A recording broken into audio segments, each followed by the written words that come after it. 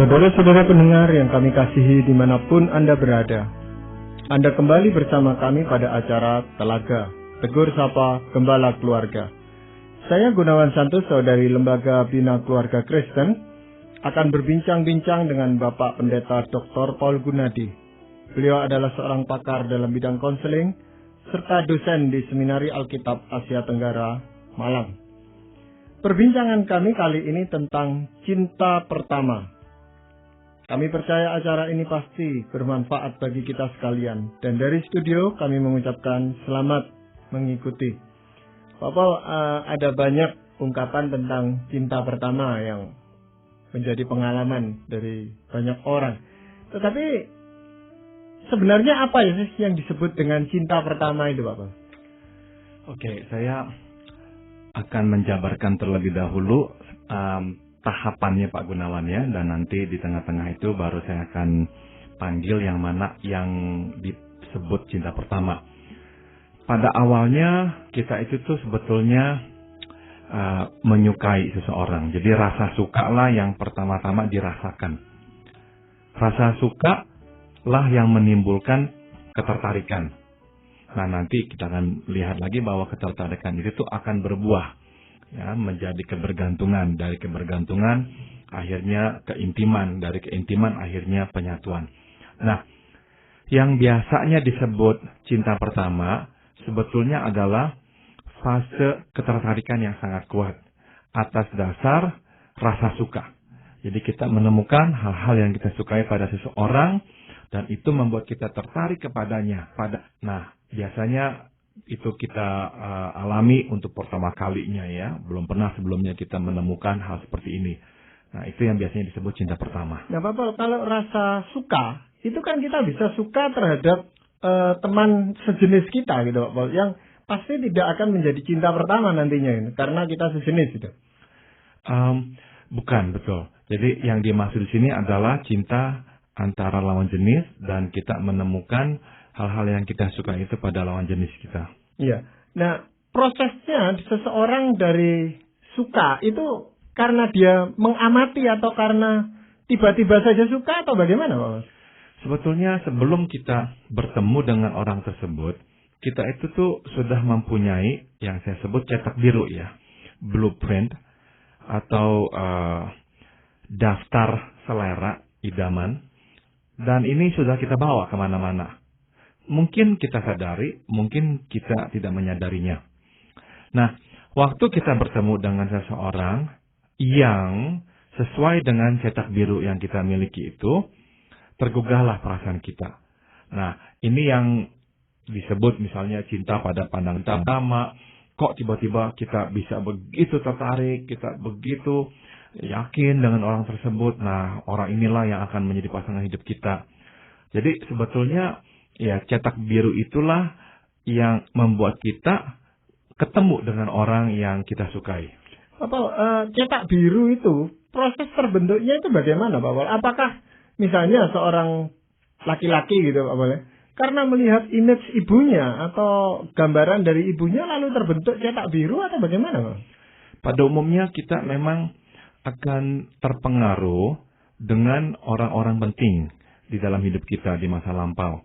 Nah, biasanya orang-orang penting itu adalah orang tua kita. Kalau hubungan kita baik dengan orang tua yang berlawanan jenis, ada kecenderungan kita akan memilih pasangan hidup yang sama ya dengan orang tua kita yang berlawanan jenis itu.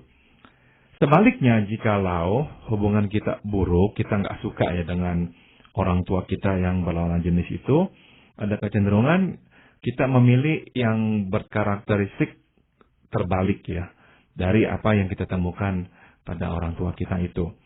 Nah, bisa juga cetak biru terbentuk melalui apa yang kita pelajari. Misalnya kita belajar bahwa seorang suami yang mengasihi istrinya adalah suami yang baik, seorang suami yang memperhatikan anak-anaknya, suami yang baik, seorang suami yang bertanggung jawab adalah suami yang baik. Nah, kita akan menggunakan kriteria tersebut dan menjadikannya bagian dari cetak biru kita. Kita mungkin bertemu dengan orang-orang lain dalam hidup kita dan kita mengagumi karakter yang ada pada orang itu. Dan itu akan kita masukkan lagi dalam daftar cetak biru kita itu. Nah, itulah yang terjadi dan kita akhirnya ya membawa cetak biru itu dalam relasi dengan orang lain.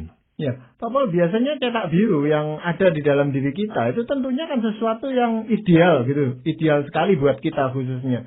Nah, di dalam hal kenyataannya, kita kan sulit sekali menemukan orang yang sesuai dengan cetak biru kita itu. Kadang-kadang memang kita sulit ya menemukan orang yang persis sama dengan cetak biru kita itu. Tapi seringkali ada beberapa hal dalam cetak biru kita itu yang menonjol. Nah, pada umumnya kita terkitat dengan orang yang memiliki sifat-sifat yang menonjol itu. Mungkin sekali setelah kita bersamanya, kita akhirnya menyadari bahwa orang itu juga memiliki sifat-sifat lain yang tidak kita sukai. Nah, itu yang akhirnya akan harus kita hadapi. Kemampuan kita berdua yang menghadapinya akan sangat menentukan apakah relasi ini berlanjut atau tidak. Ya. Taunya seseorang itu dari rasa suka, kemudian dia menjadi tertarik, itu apa Pak? Pada umumnya secara alamiah rasa suka itu akan melahirkan rasa tertarik. Karena apa? Kita secara alamiah akan mau bersama dengan hal-hal yang kita sukai. Secara alamiah kita akan menjauhkan diri dari hal-hal yang tidak kita sukai. Jadi waktu kita bertemu dengan seseorang yang memiliki hal-hal yang kita sukai, secara alamiah kita akan ya tersedot ya kepadanya, mau bersamanya, mau mengenalnya lebih dalam lagi. Nah, biasanya yang kita akan lakukan adalah kita mulai bergaul dengannya. Nah, hati-hati pada tahap ini untuk jangan sampai kita itu tuh berkesimpulan bahwa ini cinta, udah pasti ini. Ini yang harus kita jaga. Kita boleh memanggilnya cinta, kita boleh memanggilnya ketertarikan, tapi ya kita mesti berhati-hati, kita harus bertanggung jawab. Ya, ketertarikan itu tentunya harus direspon oleh pihak yang satunya gitu Pak Paul ya. Kalau tidak ada respon, itu berarti selesai sampai di sana gitu. Iya, pada umumnya kalau kita nggak mendapatkan sambutan dari pasangan kita, ya akhirnya cinta gitu atau ketertarikan kita itu ya makin pudar. Karena sekali lagi ketertarikan itu cenderung akan makin kuat jika mendapatkan balasan. Jikalau tidak, lama-lama ya memang akan punah. Ya berarti di sana bertemunya dua cetak biru itu yang memenuhi kebutuhan masing-masing gitu Pak Paul ya.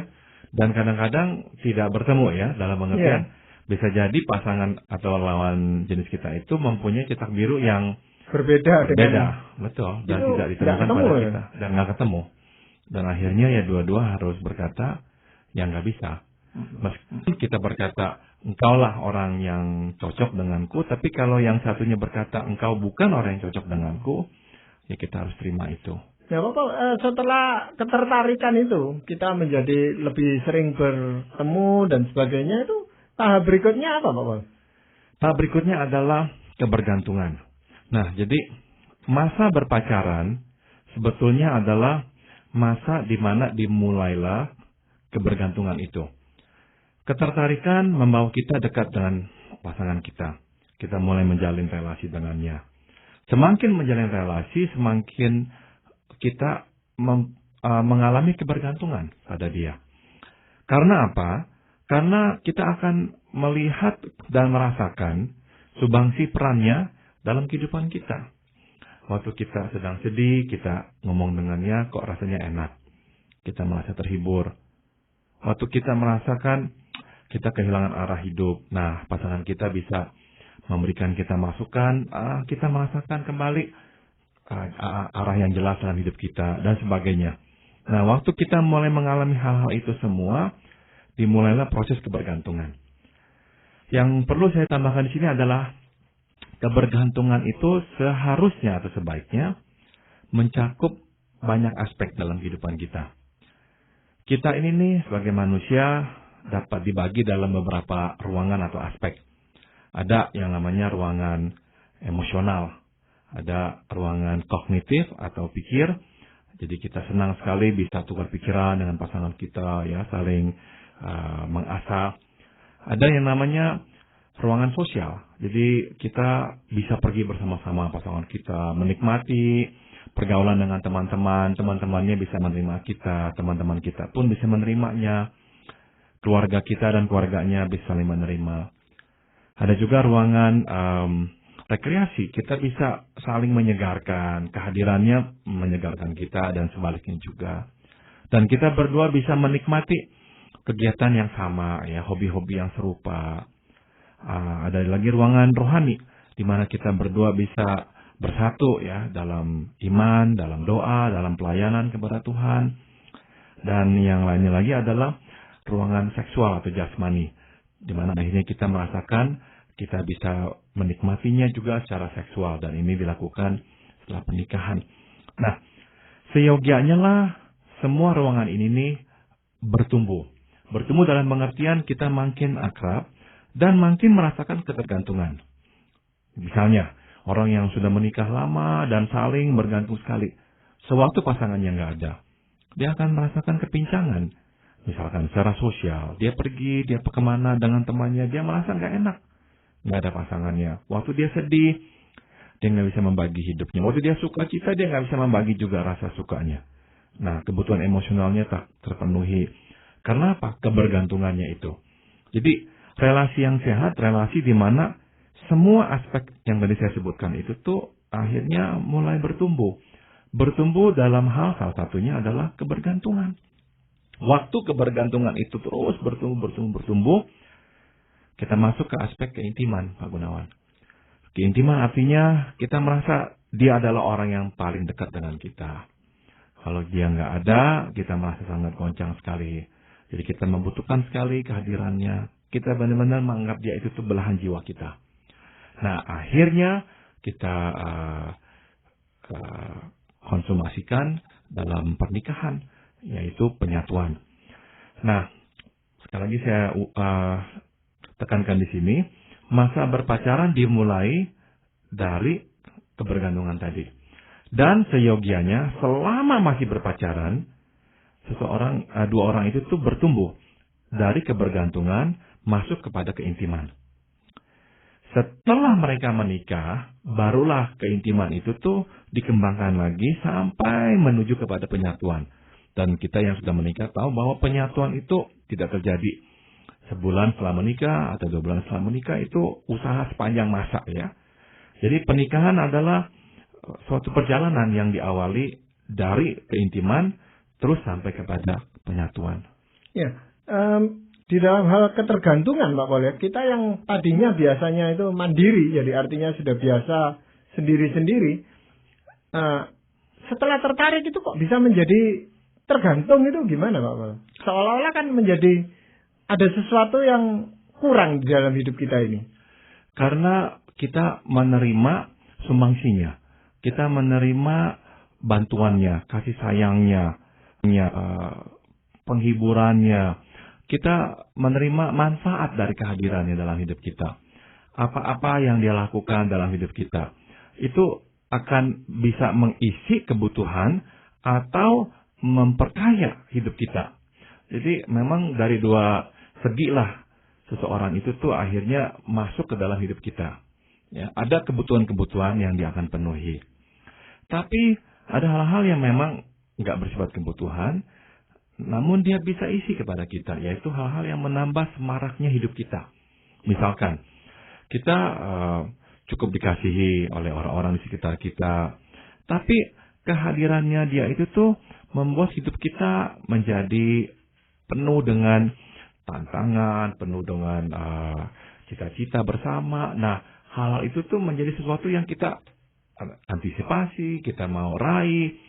Dan sekali lagi itu semua diawali dengan kehadirannya dia. Hal yang tadinya tak terpikir, kita pikirkan sekarang, kita mau capai bersama. Nah, jadi sekali lagi kebergantungan muncul karena nomor satu, orang itu mulai memenuhi kebutuhan kita. Dan yang kedua, orang itu menambah semaraknya hidup kita. Ya, jadi cinta pertama yang menjadi topik pembicaraan kita kali ini, itu kalau kita pertama kali mengalami hal itu gitu Pak. Betul. Jadi cinta pertama seolah-olah ini semua sebelumnya tak pernah kita rasakan. Kemudian kita rasakan. Nah, disitulah seolah-olah cinta itu bertumbuh untuk pertama kalinya. Kita sungguh-sungguh mengalami sesuatu yang berbeda, tidak pernah kita alami sebelumnya. Dan sudah tentu ini akan meninggalkan bekas yang sangat dalam jiwa kita. Nah di situ Pak Pol, untuk seseorang itu mengalami cinta pertama, apakah faktor usia itu mempunyai peranan? Karena sekarang kita melihat kenyataannya itu banyak anak-anak yang masih remaja sekali mengatakan dia jatuh cinta kepada teman yang lawan jenis gitu Pak Pol. Tetapi kita tahu bahwa ini ya yang disebut cinta monyet dan sebagainya gitu loh Pak Pol. Sekali lagi memang ini semua bergantung pada definisinya cinta itu sendiri. Apakah kita akan mendefinisikan cinta secara luas, ataukah kita akan bersedia memanggil ketertarikan itu yang didasari atas rasa suka sebagai cinta? Anak-anak remaja memang pada awalnya akan tertarik. Tapi apakah mungkin bahwa dari rasa tertarik itu mereka terus membina hubungan dan akhirnya bertambah menjadi kebergantungan dan sebagainya? Sangat mungkin. Tapi secara pribadi memang saya tidak menganjurkan remaja berpacaran sebelum lulus SMA atau SMU. Alasan saya adalah pada masa-masa remaja sampai usia sekitar 18-19 tahun, yang diperlukan oleh remaja bukanlah relasi eksklusif. Justru dia memerlukan sebuah relasi yang luas ya, dengan begitu banyak orang, karena dia memerlukan masukan-masukan dari semua teman-temannya itu untuk memperkaya jiwanya. Kalau dia mengikat diri, menyempitkan skop relasinya, dia akan memiskinkan pengalamannya dan memiskinkan masukan-masukan yang seharusnya dia terima. Jadi ya memang bisa berkembang jadi cinta, tapi saya kira lebih baik setelah dia mencapai usia dewasa atau akil balik setelah usia misalnya 19 tahun. Itu berkenaan dengan tanggung jawabnya juga Pak ya? Betul. Jadi gini intinya Pak Gunawan. Yang paling penting adalah apakah kita tidak usah lagi mempersoalkan apakah ini benar-benar cinta ya. Cinta pertama itu benar-benar cinta enggak? Ataukah ini mungkin hanya perasaan-perasaan saja? Yang penting apa yang kita lakukan dengan perasaan itu. Kalau kita bersedia bertanggung jawab, nah itu yang baik. Apa maksudnya dengan bertanggung jawab? Jangan kita langsung memanggilnya itu cinta yang benar-benar dan langsung membuat janji-janji. Kita pasti akan bersama dengan dia. Jangan. Jadi saran saya adalah langkah pertamanya selalu kita berdoa. Kita biarkan perasaan ini bertumbuh dulu ya. Apakah akan makin kuat? Apakah hilang? Kalau misalnya setelah melewati jangka waktu tertentu tidak hilang, malah makin bertumbuh.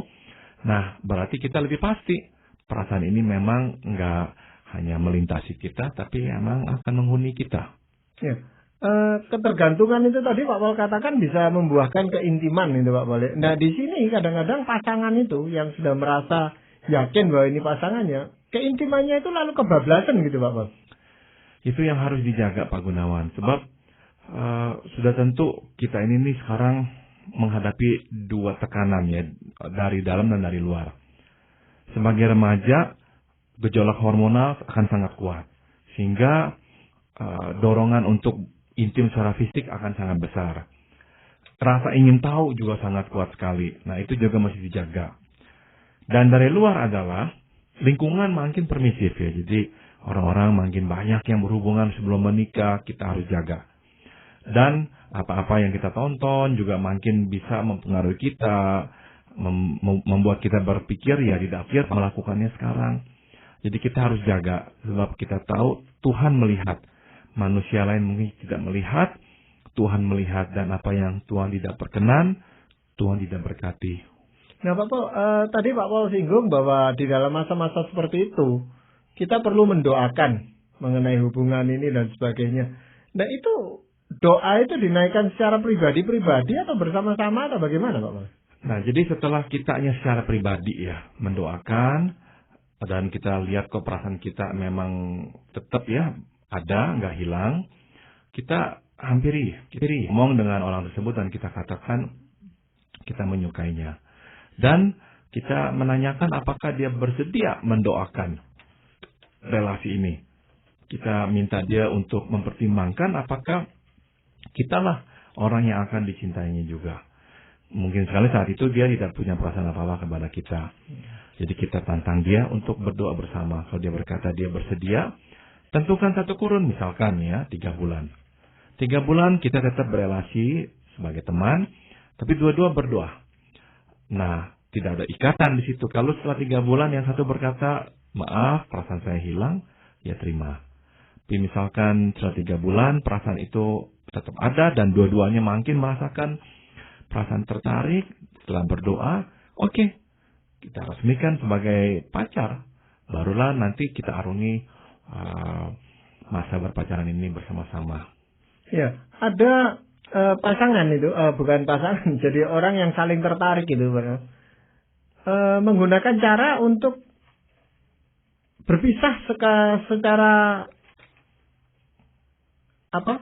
fisik betul-betul. Jadi mereka tidak lagi berhubungan itu selama beberapa hari atau beberapa minggu untuk menguji apakah dia memang betul-betul tertarik atau enggak. Itu bagaimana Pak Bal? Saya kira ada baiknya ya kalau misalnya seseorang ingin menguji seperti itu, nggak apa-apa. Sebab ada kalanya ketertarikan pada penampilan fisik terlalu kuat sehingga mengalahkan faktor-faktor lainnya. Jadi kalau misalkan seseorang ingin berpisah sementara untuk benar-benar bisa dengan tenang memeriksa hatinya, ya nggak apa-apa juga. Yang paling penting adalah kita memiliki kejelasan ya, bahwa memang ini oranglah yang kita sukai, bukan hanya karena penampilannya, tapi karena hal-hal lainnya pula. Memang yang sulit di situ adalah mengatasi perasaannya itu Pak Bal. Karena ketertarikan ini kan lebih banyak didominasi oleh faktor emosional itu. Sehingga dia sulit sekali itu kadang-kadang menanyakan apa betul ya ini calon jodoh saya gitu. Ya, kadang-kadang itu yang terjadi Pak Gunawan. Jadi kita harus menyadari keterbatasan kita itu. Maka masukan dari teman, dari keluarga perlu kita dengarkan. Karena sekali lagi ya kita bisa sangat-sangat subjektif dan kehilangan perspektif. Orang yang justru defensif tidak mau menerima masukan dari orang lain mengkhawatirkan saya. Ya, justru membuat saya bertanya-tanya kenapa kok harus begitu defensif tidak mau menerima masukan dari orang lain. Justru orang yang aman dengan relasinya lebih rela ya, lebih bersedia mendengarkan masukan dari orang lain. Iya. Nah, Pak Paul, tentunya masukan yang diharapkan itu oleh anak-anak muda kita adalah dari orang tuanya gitu. Tetapi juga mereka itu kadang-kadang enggan membawa sebut saja lah pacarnya itu untuk bertemu dengan orang tuanya gitu, Pak Paul. Iya, justru orang yang terlalu melindungi relasi pacarnya dari orang tua dan sebagainya, saya juga jadi khawatir ya.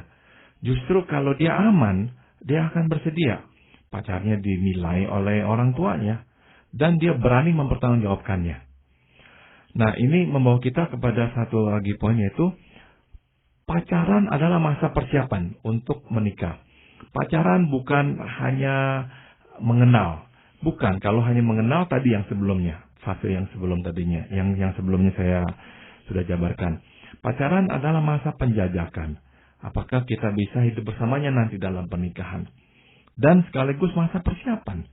Jadi berpacaran itu mempunyai satu tujuan yang sangat jelas. Akhirnya kita akan mau menikah. Kalau dalam masa berpacaran itu kita tidak cocok, ya silahkan berpisah. Jangan merasa kita nggak boleh berpisah pada masa berpacaran. Tapi sekaligus juga jangan kita memandang remeh masa berpacaran ini. Dan gonta-ganti pacar seenaknya.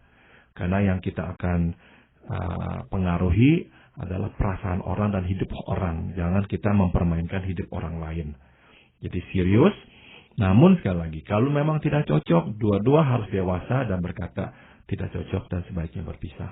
Nah, kapan saat yang tepat itu untuk memperkenalkan pacar itu kepada orang tuanya itu, Pak? Saya kira sewaktu kita mulai mengalami ikatan-ikatan yang kuat ya. Jadi kita sudah dari rasa suka masuk ke fase ketertarikan, dari ketertarikan ke bergantungan. Nah, dalam perjalanan kebergantungan sampai keintiman, disitulah kita memperkenalkan pasangan kita. Kita benar-benar melihat dia adalah bagian hidup kita bagian hidupnya. Kita yakin ya, inilah orang yang kita akan nikahi nantinya, silakan kita kenalkan. Ya, nah itu tentunya menjadi suatu pergumulan di dalam diri seseorang yang mau diperkenalkan kepada, ya katakan calon mertuanya itu, Pak Paul. Iya, saya kira demikian. Tapi ya sekali lagi, kalau memang dia yakin ya dengan relasi ini, sebetulnya ya tidak ada yang harus dia khawatirkan. Jadi silakan bertemu, berani bertanggung jawab. Di pihak lain saya juga mau berkata begini Pak Gunawan. Jikalau memang kita rasakan kecocokan dengan dia dan kita membawa kepada orang tua kita, ya juga nggak apa-apa. Ya, mungkin ada hal-hal yang perlu orang tua kita lihat, yang kita mungkin kita lihat. Jadi pada masa awal orang tua kita juga bisa memberikan masukan. Kalau itu yang kita butuhkan dari mereka juga nggak apa-apa. Jadi waktu mulai berpacaran kita kenalkan orang tua. Iya. Padahal orang tua itu sebenarnya juga punya blueprint tersendiri, Pak Paul, terhadap calon menantunya itu.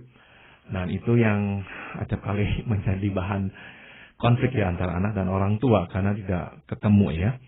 Nah, sudah tentu pada akhirnya nomor satu ya, dua-dua harus melihat apakah inilah pasangan yang Tuhan kehendaki ya. Apakah orang ini orang yang bertanggung jawab, mencintai kita. Jadi selalu yang saya katakan secara ringkas, bagaimana memilih pasangan hidup, saya katakan pertama carilah orang yang mencintai Tuhan. Dan yang kedua orang yang mencintai kita. Ya, Pak Paul, bagaimana dengan ungkapan yang mengatakan bahwa cinta pertama itu tidak bisa mati gitu? Akan meninggalkan bekas yang dalam. Sebab semuanya yang terjadi pada pertama kali atau untuk pertama kali akan meninggalkan bekas yang dalam. Dan biasanya akan kita bawa untuk waktu yang lebih lama, itu betul. Nah, apakah itu akan berpengaruh kalau seandainya itu putus mereka, hubungan mereka, lalu mereka memulai lagi tentunya dengan yang kedua dan mungkin juga bisa yang ketiga? Biasanya iya. Kalau berakhirnya dengan positif, dampak negatifnya lebih kecil. Kalau berakhirnya dengan negatif, misalkan ya dikhianati, dampak negatifnya lebih besar. Kita lebih takut memulai dengan orang lain karena takut dikhianati lagi. Tapi kalau berakhir dengan baik-baik, dengan penuh pengertian, seharusnya dampak negatifnya lebih kecil. Ya, kalau cinta pertama itu diakhiri karena kematian yang tragis dan orang itu orang yang cocok dengan kita, pasti dampaknya itu berat ya. Kita akan terus membandingkan orang dengan pasangan kita yang pertama itu. Berarti cinta pertama itu bukan sekedar mitos, tapi suatu kenyataan gitu, Pak Paul? Saya kira demikian, betul. Iya. Pak Paul, di dalam hal ini, apakah ada ayat firman Tuhan yang menguatkan kita? Gitu? Saya akan bacakan dari Ibrani 13 ayat 4. Hendaklah kamu semua penuh hormat terhadap perkawinan. Dan janganlah kamu mencemarkan tempat tidur, sebab orang-orang sundal dan penzina akan dihakimi Allah. Saya akan garis bawahi, yang pertama, hendaklah kamu semua penuh hormat terhadap perkawinan. Nah, saya kira kita hormatilah perkawinan itu. Dari masa persiapannya juga kita hormati. Kita nggak sembarangan berpacaran. Kita mau baik-baik ya. Melewati masa berpacaran itu. Kita nggak main-main dengan cinta. Kita anggap itu sesuatu yang serius. Itu anugerah Tuhan. Dan kita akan bertanggung jawab dengan baik. Ya, terima kasih Pak Paul untuk perbincangan kali ini. Dan ini tentu sangat bermanfaat khususnya bagi para muda-mudi yang mendengarkan acara ini, tetapi juga tidak kurang manfaatnya bagi kita yang sudah dewasa. Nah, para pendengar sekalian, kami mengucapkan terima kasih Anda dengan setia telah mengikuti perbincangan kami dengan Bapak Pendeta Dr. Paul Gunadi dalam acara Telaga, Tegur Sapa Gembala Keluarga. Kami baru saja berbincang-bincang tentang cinta pertama. Bagi Anda yang berminat untuk mengetahui lebih lanjut mengenai acara ini, silakan Anda menghubungi kami lewat surat. Alamatkan surat Anda ke Lembaga Bina Keluarga Kristen atau LBKK, Jalan Cimanuk 58, Malang. Anda juga dapat mengirimkan email dengan alamat telaga@indo.net.id. Saran-saran, pertanyaan, serta tanggapan Anda sangat kami nantikan. Dan akhirnya dari studio kami mengucapkan terima kasih atas perhatian Anda. Sampai jumpa pada acara Telaga yang akan datang.